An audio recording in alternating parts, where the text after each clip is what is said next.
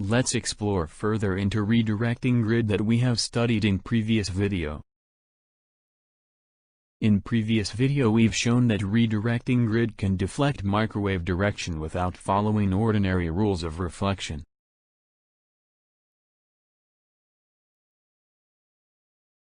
Now we'll put additional conductors in the grid, and see how it affects the results.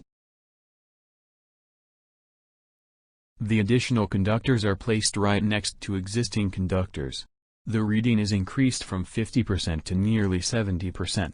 Without the grid, the reading is 0.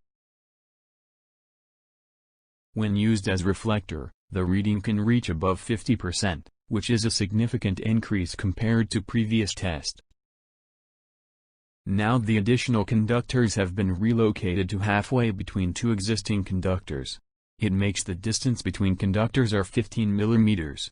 The grid seems no longer effectively redirecting the microwave.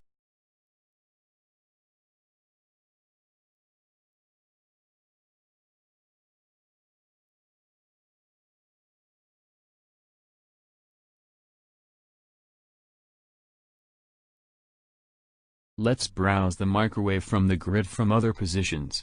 We find no significant redirected microwave as in previous grid.